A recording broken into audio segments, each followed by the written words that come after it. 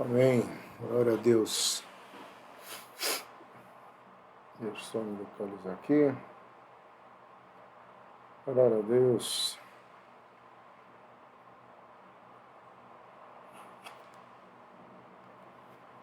Amém, amados. Dá só um sinalzinho aí, quem puder. Som, como é que tá o som aí? Boa noite. Pessoal de Campo Grande aí, já sempre atento, né? Boa noite. José, o som tá bom aí, José? Som bom. Então já temos aqui. Vamos orar? Pai querido, em nome de Jesus, nós queremos nos colocar diante de Ti por esse estudo da Tua Palavra, Senhor, e tudo aquilo que o Senhor deseja fazer ainda nas nossas vidas. Que o Senhor possa gerar essa vida que tanto nós necessitamos, em nome do Senhor Jesus Cristo. Amém, amado? Glória a Deus por isso, mais uma quarta-feira, podendo falar de casa, isso é maravilhoso. Iria ficar até mais tarde lá na igreja, mas consegui chegar até aqui, tá?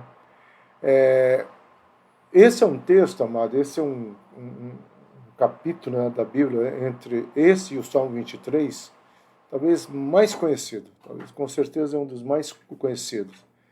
E ele vem tratar exatamente sobre esse momento que nós estamos querendo declarar aqui, que é o tempo da... Tem uma mosquitinha aqui. O tempo da restauração, o tempo daquilo que nós estamos buscando, que é esse gerar vida, né, que é a mensagem que nós colocamos aqui, entendeu? O versículo é esse, né? Então me disse o Senhor, profetiza sobre esses vales de ossos secos. Opa! Se eu enquanto não matar esse mosquitinho aqui, vai ser difícil. Profetiza sobre esses ossos e diz-lhe, ossos secos, ouvi a palavra do Senhor. O background da história todo mundo conhece, né?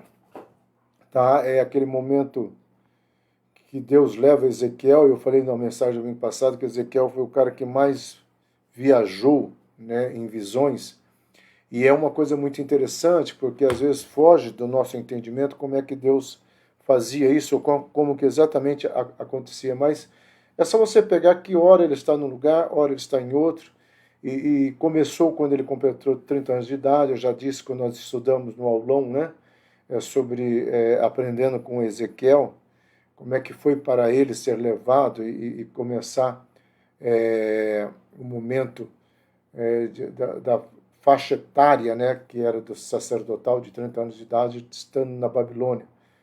Para quem quiser saber um pouco mais, está na página da Monte Hebron, Aprendendo com Ezequiel. Lá eu conto alguns detalhes da infância de Ezequiel e algumas questões também.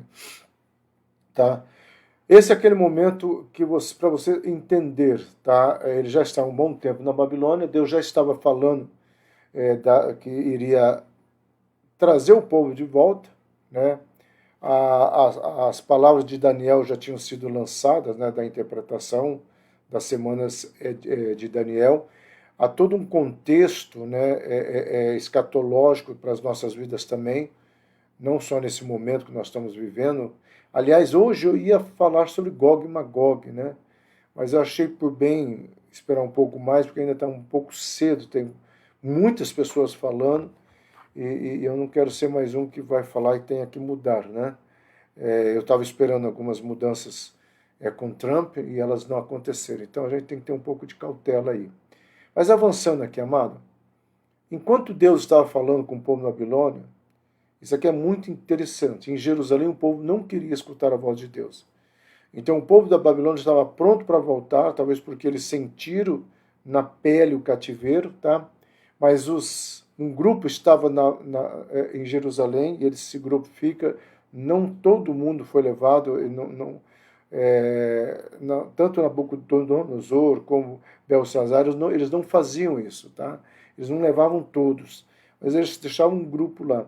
E esse grupo que ficou na Babilônia, em Jerusalém, principalmente o reino do sul, que seria Jerusalém propriamente dito, e aí nós estamos falando um momento onde a transição de Zedequias, né, para o cativeiro restante. Então, esse povo, eles não queriam ouvir a voz de Deus, tanto é que Deus já estava levantando alguns profetas, conforme nós estudamos Amós, Miqueias, o próprio Isaías, né, falando, olha gente,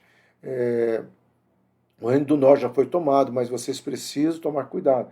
Amós, principalmente, vai falar muito ao povo, né? Prepara-te, ó Israel, para encontrar com o Senhor teu Deus. Ou seja, vocês não estão se preparando para encontrar com o Senhor teu Deus. Então, é engraçado que deveria ser o contrário, né? O pessoal que estava em Jerusalém deveria estar disposto a ouvir a voz de Deus, mas o pessoal que estava na Babilônia não poderia não querer ouvir a voz de Deus por mágoa, ressentimento, pela situação que eles estavam, né? Mas é o contrário que nós vemos acontecer aqui, tá bom?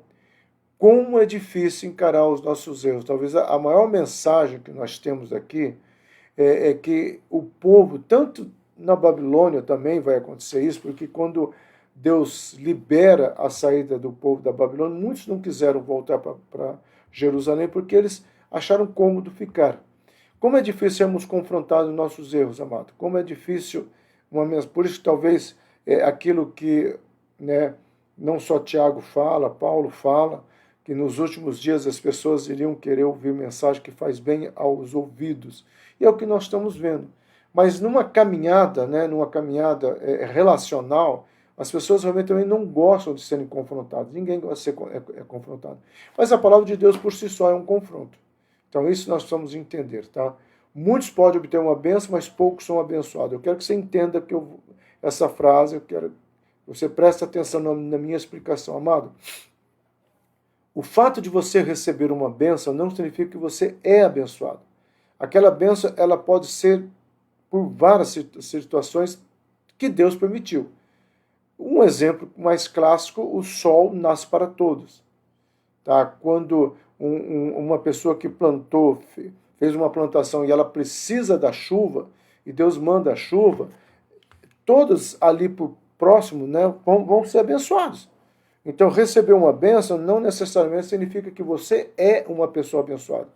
Nós precisamos tomar cuidado, porque o que Deus quer nos fazer é abençoados. Deus quer nos transformar em pessoas abençoadas.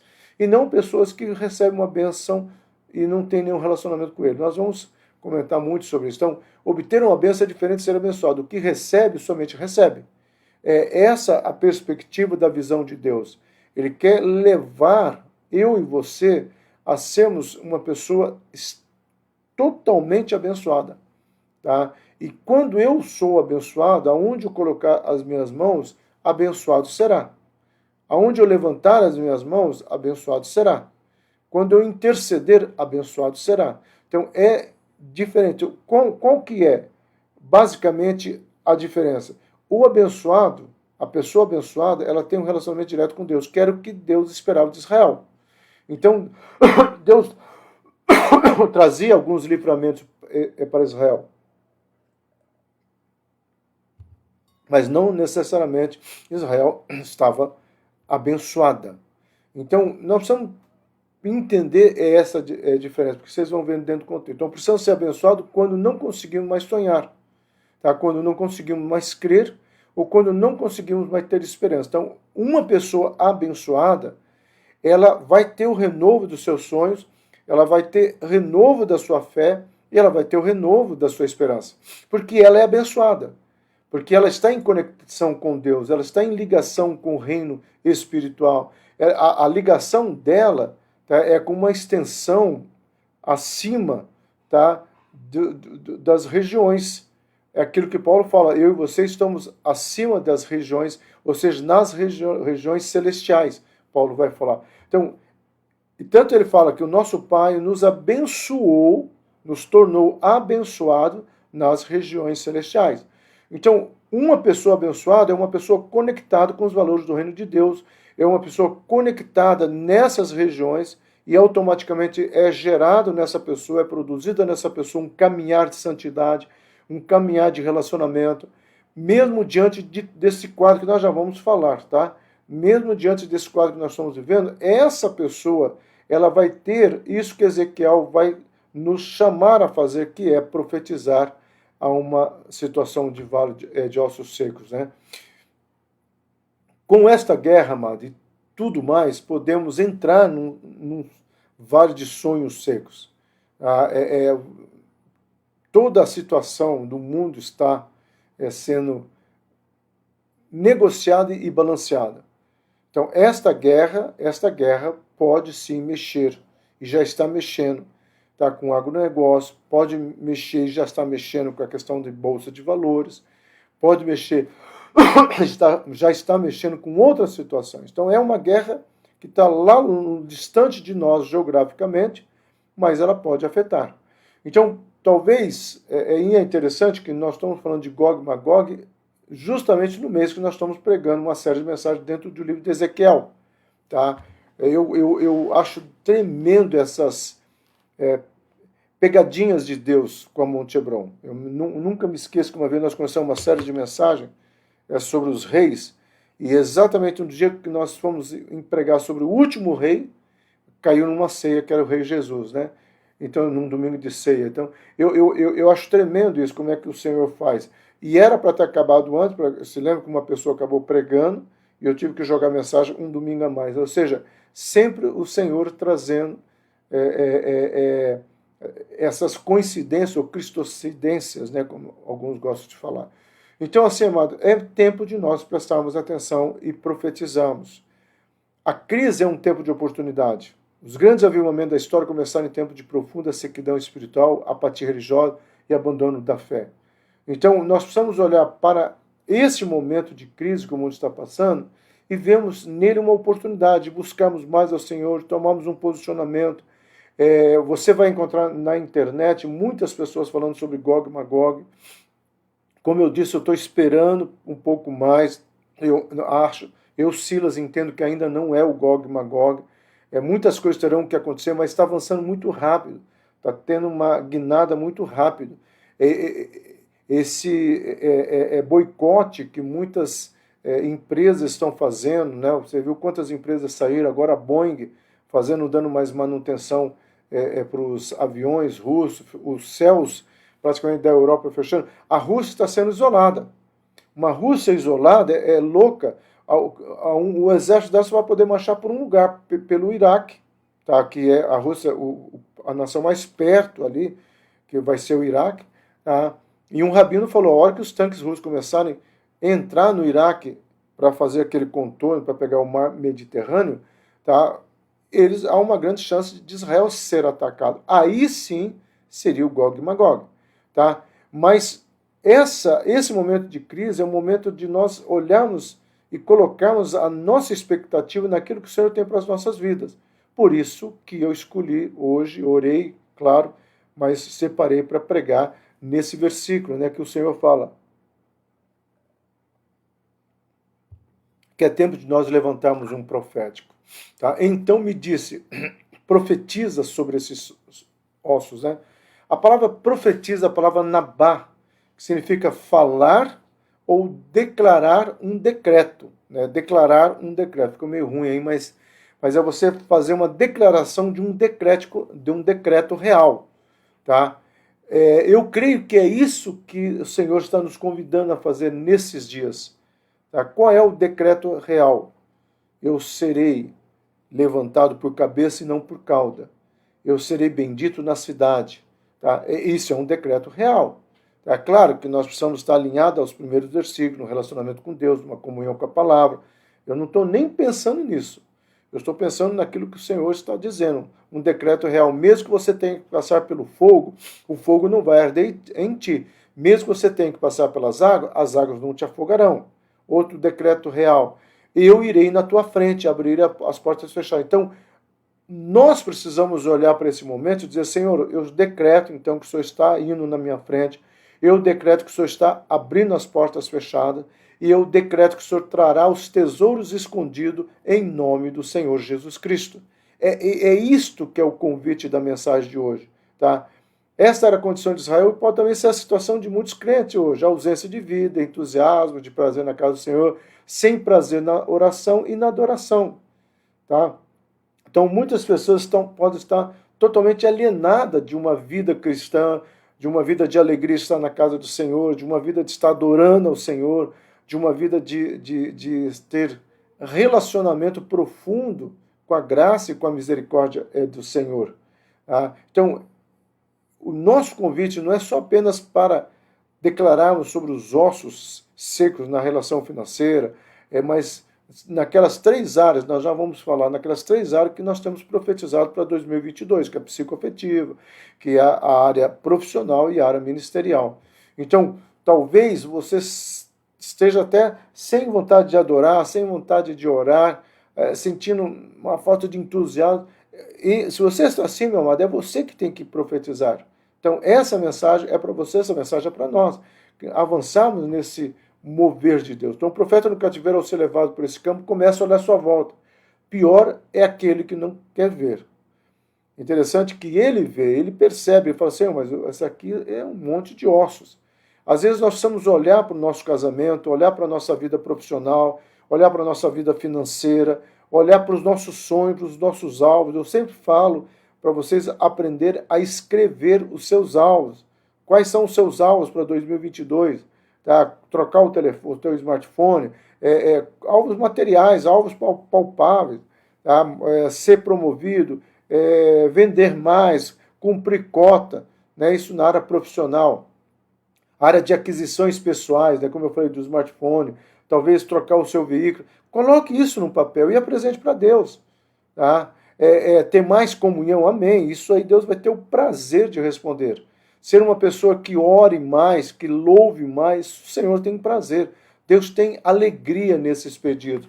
Mas também buscando algo de posicionamento naquilo que Deus tem para as nossas vidas. Quando o povo de Israel estava com um vale de ossos secos, Deus realizou um milagre e pôs essa nação de pé. Então, Deus não fez o milagre quando a nação estava boa. Ele começa o milagre nesse vale onde ele levou Ezequiel em visão e Ezequiel começa a perceber tudo aquilo lá e toda aquela situação.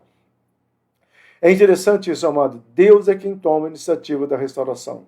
Não foi Ezequiel, não foi o povo já orava, claro, mas é Deus que pega Ezequiel e leva ele para essa situação. É Deus quem fala, Ezequiel, eu vou trabalhar agora. Agora chegou a hora. Eu creio, meu amado, que esta é uma hora nossa diante do mundo espiritual.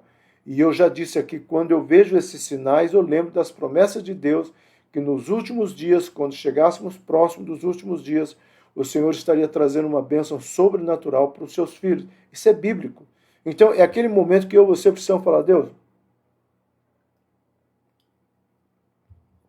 eu tomo posse da minha bênção. Tá? É Deus quem faz Ezequiel andar no meio do vale, os versículos 2. É Deus quem pergunta ao profeta. É Deus quem manda o profeta profetizar. Toda ação para levantar da morte é iniciativa divina.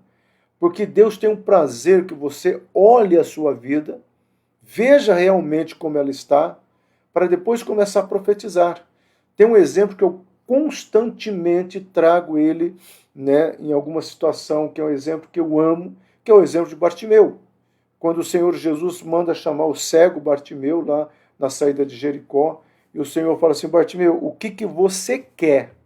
E eu brinco sempre que Bartimeu na hora responde, Bartimeu não fica pensando, Bartimeu não fica, deixa eu ver, Senhor, eu preciso, né? Muitas pessoas falam assim, né?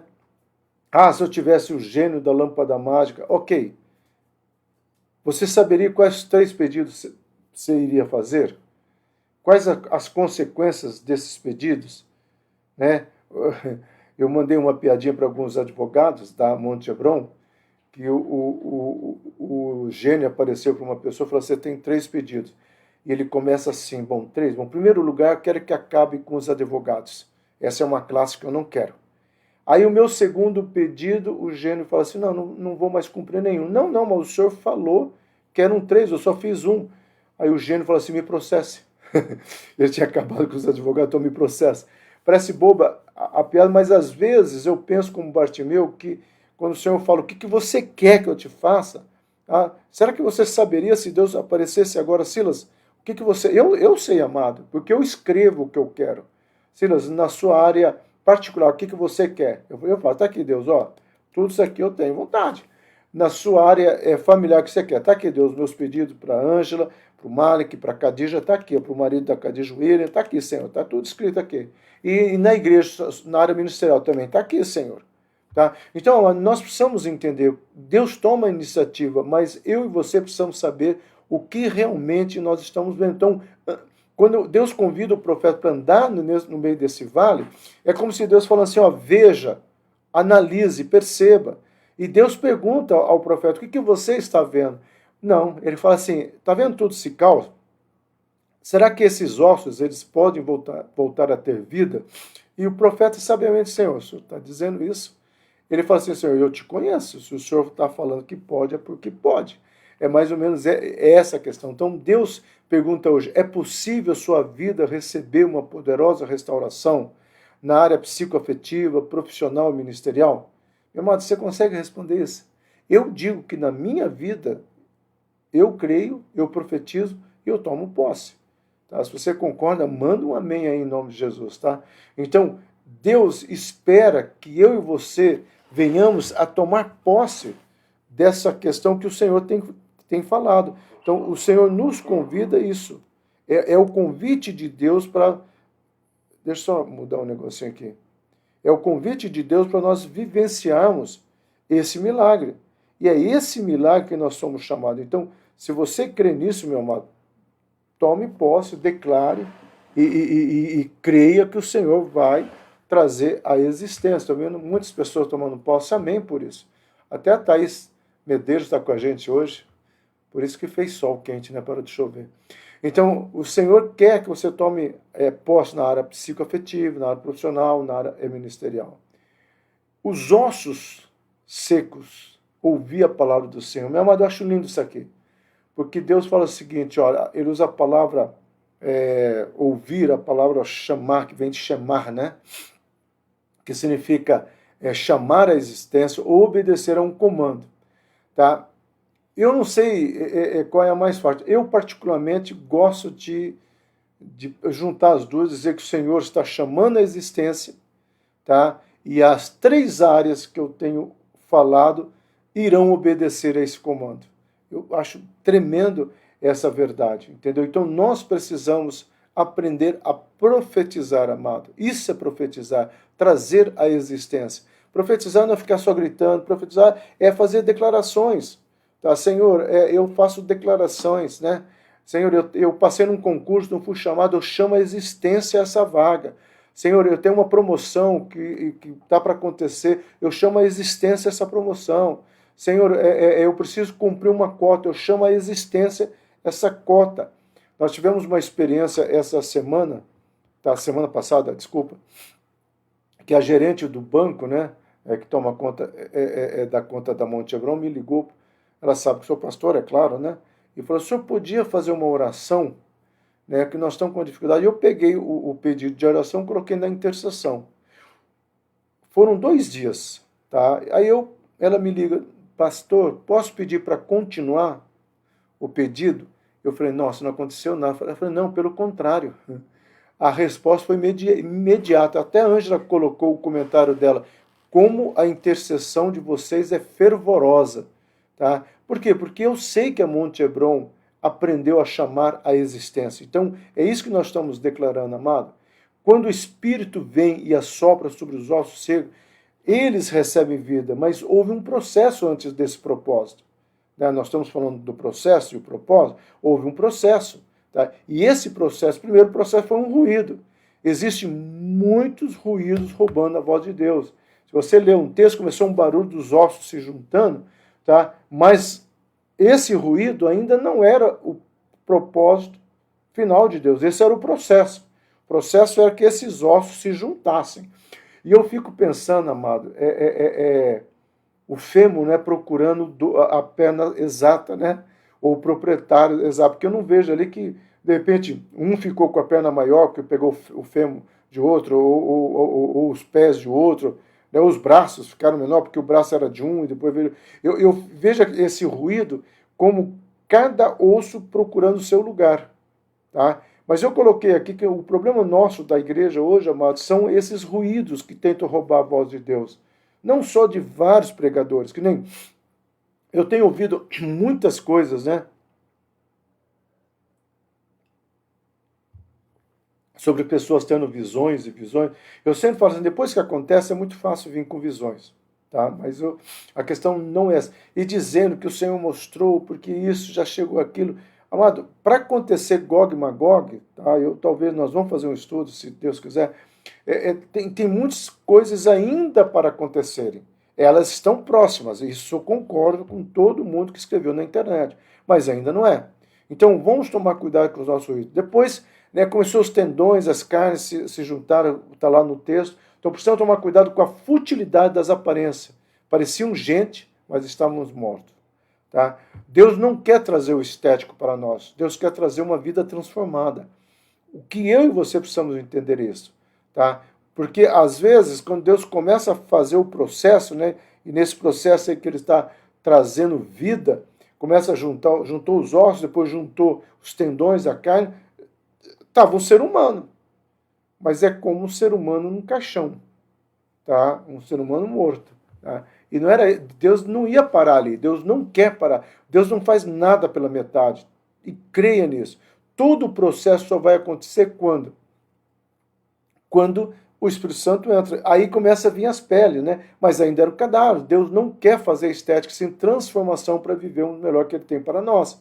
Então você vai ver, aí a pele cobre todo aquele cadáver, né? Os tendões, ou seja, pronto, tá, mas ainda era um cadáver. Há muitos cadáveres, tá? Entendo bem isso, há muitos cadáveres. E é interessante isso, amado, que todas as vezes que Jesus vai falar sobre a morte para alguma pessoa, ele usa a palavra thanatos, né? Que significa morrer para os seus sonhos. Então, há muitas pessoas cadáveres, entendo bem isso, né? Eu brinco zumbi gospel, né? Muitas pessoas que já morreram para os seus sonhos e Deus quer restaurar. Então, essa mensagem de Ezequiel 37 é uma mensagem de restauração, de posicionamento. Então, quando que isso acontece? Vai acontecer exatamente aqui, ó, quando o Espírito entrou neles e viveram e se puseram em pé, um exército sobremodo numeroso, né? Só o Espírito pode regenerar a alma. Mas sabe por que Jesus deixou o Espírito Santo? Para nos ensinar e nos guiar, mas também para regenerar a minha vida, regenerar o meu casamento, regenerar os meus sentimentos, regenerar minha área profissional. É o Espírito Santo que pode gerar isso em nós. Então nós precisamos entender isso. Só o Espírito pode transformar a sua vida, só o Espírito pode trazer restauração em nosso meio. Então, a obra do Espírito Santo na minha vida e na sua vida. Às vezes nós oramos, né? Deus, faça isso, Jesus, perdoa os meus pecados, mas nós precisamos também orar, Espírito Santo, tome o teu lugar.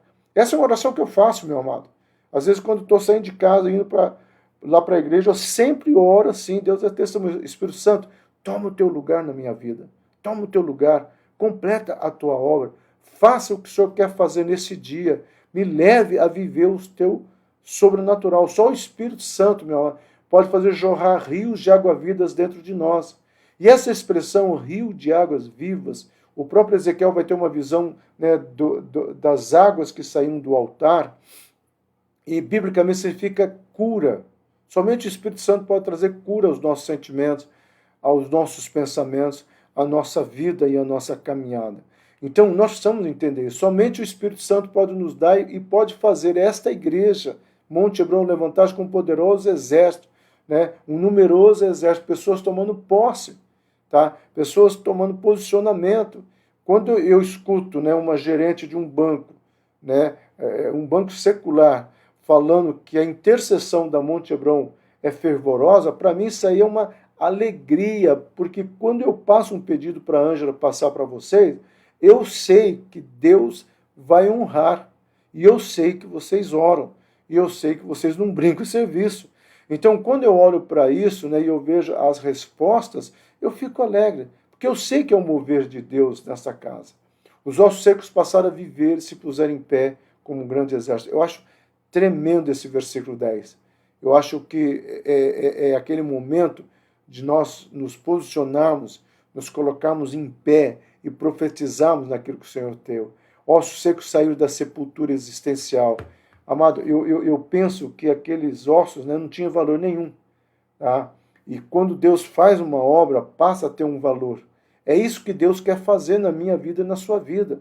para nós sairmos da nossa sepultura existencial, seja no casamento, seja na nossa vida em qualquer sentimento, né? Seja na nossa vida profissional, tá? Às vezes eu escuto pessoas falando assim, não, eu estou apagando incêndio, pastor. Meu amado, você não é bombeiro, tá? Pastor, eu estou trabalhando, mas o Senhor sabe das minhas dificuldades. Amém, mas Deus quer muito mais. É tempo de nós olharmos e pegarmos essa listagem e dizer, Senhor, olha para mim, tenha misericórdia dessa situação, daquela outra situação. Repito, como Bartimeu, saiba o que você vai pedir, saiba o que você vai colocar diante do Senhor. Amém? Preste atenção aqui, amado. Não fique de boca fechada. Profetize.